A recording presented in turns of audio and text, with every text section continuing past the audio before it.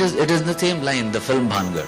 The good part is that we've not succumbed to the regular, I would say, again the same झाड़ फूंक और वो भूत उतारने वाला. Feelings which I had was like we were shooting in Bhangar and we were shooting a sequence in which we used what we call those big fans to create an artificial storm. So when the storm was happening because of that artificial big fan, I didn't know that fan will come.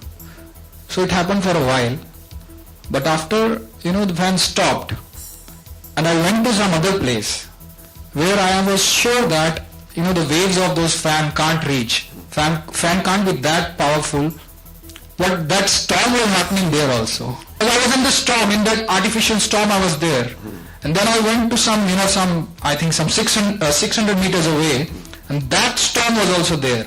And I could feel the difference in my skin. How come, but it was for some very few seconds, but I could feel it, that how come this storm can come here? Because the fan is placed on 500, 600 meters back and it can't be that powerful. So that was like one of the really spooky thing which I experienced when I was shooting.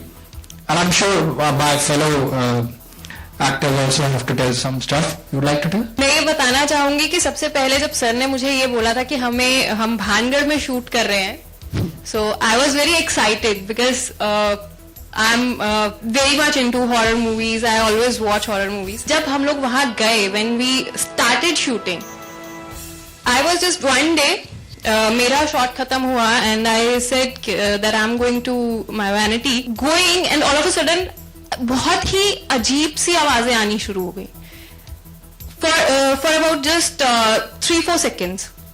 Then I just stopped and I looked here and there कि कोई शायद शरारत कर रहा है. मैंने 2 minute तक I looked at bouncer, हुआ क्या? We were like कोई है नहीं आसपास, कुछ भी नहीं है, nothing at all. आवाज कहाँ से आई? It scared me.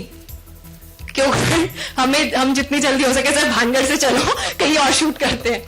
So this is the incident. Many more incidents happened, but this is the one which I have just shared with you. Incidents मेरे साथ हुआ था, I don't know वो real था या क्या था, पर मैं आपके साथ शेयर करता हूँ वो, क्योंकि मैं भी जब आज सोचता हूँ उस इंसिडेंट्स के बारे में तो मैं भी तकरीबन 1-2 घंटे मेरे उसी में निकल जाते हैं कि क्या ये रियल था या फेक था. हम दिल्ली में शूट कर रहे थे, पर एक किला है फिरोजा कोटला में, तो वहां पर बच्चों का शॉट था जो इसमें 2 लड़कियां दिखाई गई हैं, उनका एक शॉट चल रहा था. तो वो जो है काफी अंधेरे से कॉरिडोर था, वहां से निकलकर वो सीन हो रहा था. तो मैं वहां से अपना शॉट करके वापस आ रहा था, लड़कियों के शॉट थे. उसके बाद तो वापस आया तो एक लड़की थी, कुछ 8 से 9 साल की थी और बुरके में थी. मैंने तकरीबन 10 दिन या 15 दिन उससे पहले शूट हो चुका था, उससे पहले वो लड़की नहीं देखी थी. तो वो मुझसे कहने लगी कि यहाँ पर 2 लड़कियां हैं. मैंने कहा है, वो कहाँ है, मुझे उनके साथ खेलना है. मैंने कहा कि वो तो अंदर सीन कर रही हैं. तो उन्होंने, उस लड़की ने कहा कि मुझे आप उनके पास छोड़ आइए. और मैं सच में बहुत टायर्ड था वरना मैं छोड़ा था, लेकिन वो इतना अंदर था और इतना अंधेरे में जाके था. तो मैंने कहा बेटा जब वो बाहर आएंगे ना तब खेल लेना उनके साथ. तो वो बोली कि आप मुझे रास्ता बता दीजिए. तो मैंने उसको रास्ता बताया, वो गई. मैंने उसको जाते हुए देखा कि कितनी डेयरिंग है इसमें, कि इतनी सी बच्ची अंधेरे से जा रही है बुरके में, वो गई. और उसके बाद हमारा वो 3-4 दिन सीन चला वहां पर. उस लड़के को मैंने वापस नहीं देखा. सो आई डोंट नो कि वो रियल था या क्या था, हॉरर था, जो भी था. Once again, good evening, ladies and gentlemen. हम लोग शूट कर रहे थे भानगढ़ पे. ये ट्रेलर पे भी वो एक कॉरिडोर दिखाते हैं, तो बहुत ही लॉन्ग एक सीन चल रहा है. बहुत मतलब हैरी इज सर्चिंग कि मैं कहाँ हूँ, मैं हूँ या नहीं हूँ. तो बहुत दूर से आ रहे हैं एंड वहां पे ऐसा एल शेप कुछ था कॉरिडोर पे. तो I was waiting in side like, and वो कैमरा एक साथ ही आ रहे थे. वो कैमरा हैरी को एक्चुअली फॉलो कर रहे थे, या स्टेडी कैम. सो बहुत मतलब मुझे पता चल जाता, हैरी आके एक पॉइंट पे चीखता मेरा नाम लेके, तो मैं तो निकलती थी. तो I had to wait for long, like कब आएगा. एंड हैरी पूरा घूम के वो कॉरिडोर आ रहा है. तो जब भी मैं 3-4 बार हम लोग वो शूट किए थे कि लाइट की वजह से भी बहुत प्रॉब्लम हो रहा था, इतना अंधेरा था वो कॉरिडोर पे, सच में बहुत ही स्कैरी था. एंड आई वाज वेटिंग, मैं और वहां पे कोई नहीं था इनसाइड दैट प्लेस पर्टिकुलर. एक वो होता है ना रूम जैसे बंद वैसा कुछ. तो मैं जब भी खड़ी, मतलब जब तक थी, मुझे ऑलवेज लग रहा था कि शूट के वक्त कि somebody is there behind. So मैं किसी को बोल नहीं पा रही थी क्योंकि इतना मतलब लॉन्ग सीन चल रहा है. दिलीप जी भी, सब लोग, हम लोग मतलब कोशिश कर रहे हैं कि ये कंप्लीट हो जाए सीन, क्योंकि बहुत जल्दी सन डाउन भी हो जाते हैं एंड बहुत कुछ कंप्लीट करना था हम लोगों को.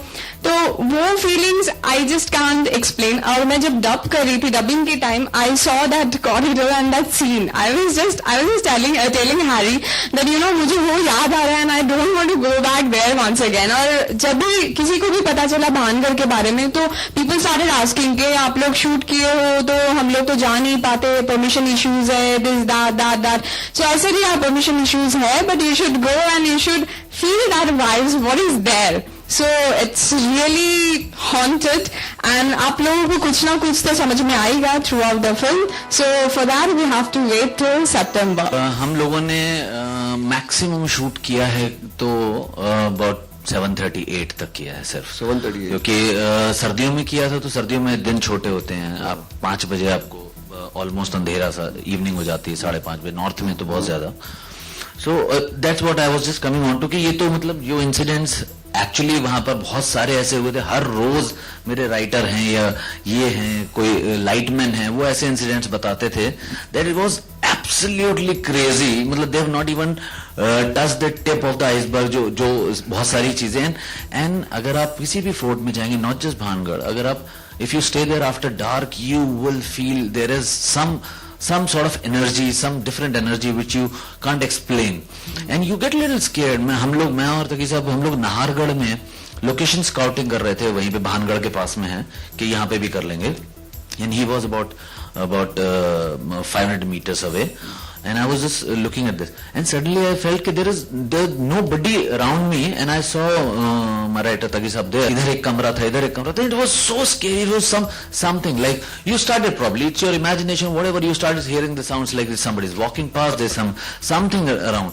So shooting in the nights was absolute no for 2 reasons. One, you don't get permission from government, and secondly, it's not safe. It's just not safe to shoot in particularly in the forts. Forget about shooting. Nobody is allowed to actually stay back there. फिर भी कुछ जुझारू लोग होते हैं जो रुकते हैं और कभी नहीं आते हैं वापस. पुलिस के साथ बच्चे आएंगे और डरेंगे, ऐसा तो कुछ बहुत ज्यादा एक्सपेक्ट नहीं करता हूं मैं, क्योंकि though there is not much of the regular stuff of scary stuff in it, but still if we get UA तो ही आएंगे. अगर A सर्टिफिकेट होगा तो ऐसे ही बच्चे नहीं आएंगे.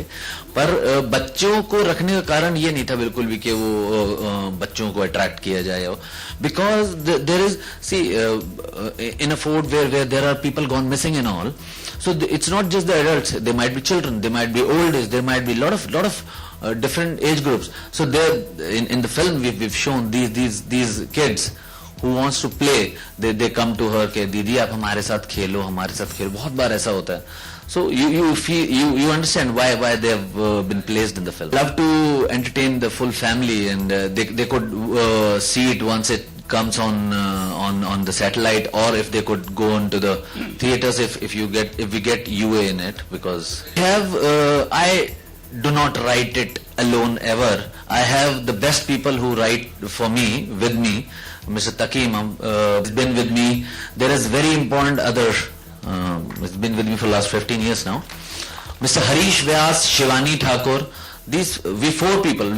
I don't know who writes what. मैं क्या लिख रहा हूँ लाइन, ये क्या लिख रहे हैं, हरीश क्या लिख रहा है, शिवानी क्या लिख रही है.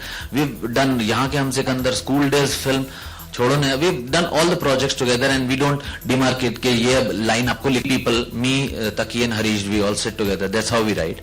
So हम लोग जब ये प्रोजेक्ट ले रहे थे तो वेरी इंपॉर्टेंट उसके लिए था कि एक तो we will not again I'm repeating, we have made the film just one thing, that we should be honest with. It's our chemistry is very funny. Like I'm typical classy bong. I don't like that hangama and all, and he's typical Punjabi guy with always, loud, talking loud and showing off. It's funny. You love it. I know. And we are happy, तो हम बड़े अच्छे से बात करते हैं, और जानू कैसी हो, क्या है, चलो आइसक्रीम खाते हैं, चलो ये करते हैं, वो करते हैं.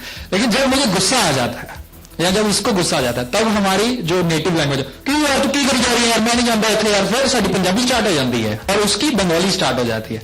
तो मतलब गुस्से में जो हमारे कपल है जो घूमने आया है और एक अच्छा टाइम स्पेंड करने आया है, वो कहीं ना कहीं, क्योंकि आया तो ग्रुप में है, लेकिन फिर भी वो किले के अंदर एक कोना जरूर ढूंढ रहा है कि यार ठीक है हम दोस्तों में आए हैं, लेकिन हमारी जो आपस की जो कपल की केमिस्ट्री है उसको भी तो हम थोड़ा सा एक्सप्लोर कर सकें. तो जरूर एक अपनी प्राइवेसी जरूर ढूंढ रहा है. उस हिसाब से जरूर they want get close to each other. इस तरह से दिखाया है कि ये हो सकता है ये जो कपल है ये फर्स्ट टाइम ऐसे डेट पे आए हैं, और जो लड़का है वो एक्सपेक्ट कर रहा है कि यार अब ये मेरी गर्लफ्रेंड हो गई है, तो फाइनली अब तो मैं फर्स्ट टाइम एक फर्स्ट लिप लॉक